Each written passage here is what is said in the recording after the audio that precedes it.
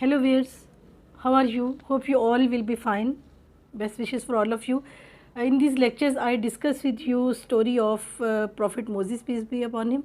This is our third lecture. Moses, peace be upon him, is the central figure in both Christianity and Judaism. He is a messenger in the Old Testament and most mentioned in the New Testament. He is one of the messengers who is most mentioned in the Holy Quran too. Prophet Moses, peace be upon him, was born in the era that is first example of brutality and oppression by Pharaoh, the ruler of Egypt. He is ordered to kill all the boys to save his kingdom, to save his brutality, his cruel rule and his oppression. He had divided society into sections and groups, and some were kept very much miserable, and Bani Israel was that. Children of Israel, they were the most oppressed section of the society. He had ordered to kill all the boys, all the newborn boys. Now Moses was born in the year when all the boys were to be killed, and Moses' mother was very much worried. Lord the Almighty inspired her mother to cast the boy in a chest and cast the chest in the river, and river will take him up to the bank, and where Moses, peace be upon him, will be taken by one who is actually his enemy and who is the enemy of Lord too. The same happened in the later story. Her mother was instructed not to fear. Lord will return the baby to her again, and Lord will make the baby a messenger of Almighty Lord. Mother of Moses did also. She cast the baby according to guidelines and ordainment of Lord in the river Nile, but she was grieved a lot. Her heart was wide. She was just thinking about the Moses, and her feelings were out of control. She was very much worried what to happen and what she has done. She has herself cast the baby in the river. Her grief increased so much that she was about to disclose to people that what she has done. But Allah strengthened her heart. Lord Almighty gave her courage and strengthened her heart. Therefore, she remained quiet and she controlled herself. She instructed her daughter, the sister of Moses, Maryam, to follow the basket. And Maryam followed it while all others were unaware. Pharaoh's people couldn't know that the girl was following, that someone is following.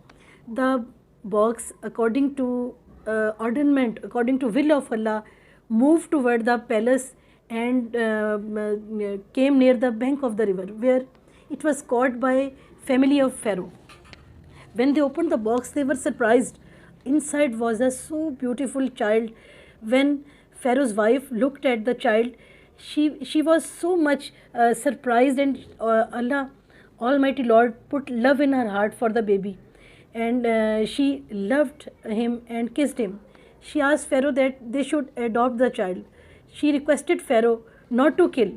Pharaoh was willing just to kill the baby according to the rules, but she requested not to kill the baby. The baby may be of use to us. The baby may be a delight to his eyes and hers.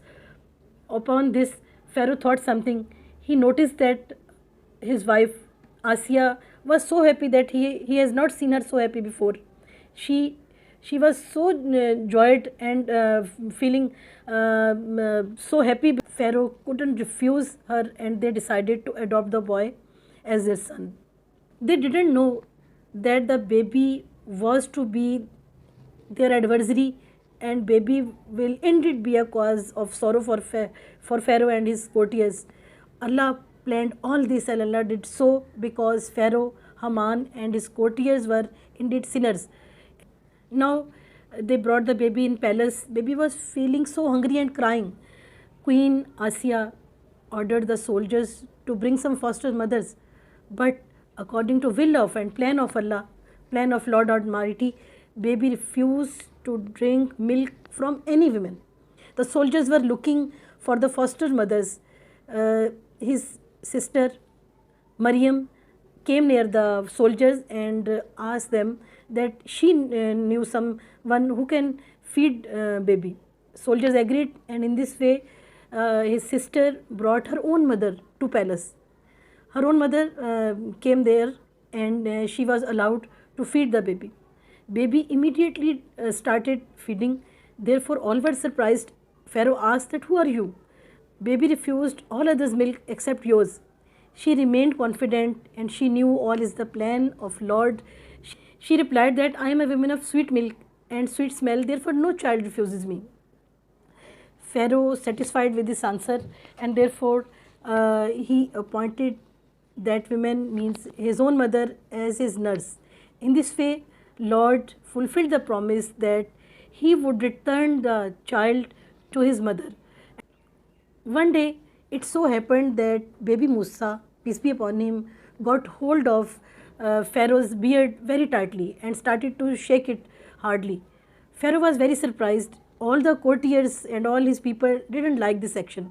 Pharaoh even thought that this could be the baby who would indeed destroy Egypt. He became so angry and ordered to kill the baby immediately.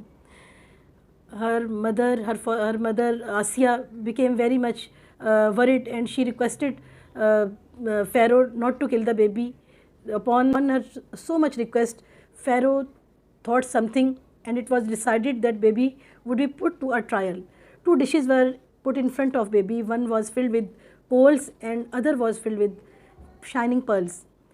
If the baby got hold of the pearls, it would mean that baby was clever and smart, and he would be killed. By the ordainment, by the will of Lord the Almighty, baby got hold of burning coals. So, in this way, Lord spared his life again second time, and the baby was raised in the palace like prince, and Lord provided him every facility, good diet, good dress. In this way, Lord raised his future prophet, who was to become a prophet very soon. That's all for today. See you in the next lesson. Goodbye.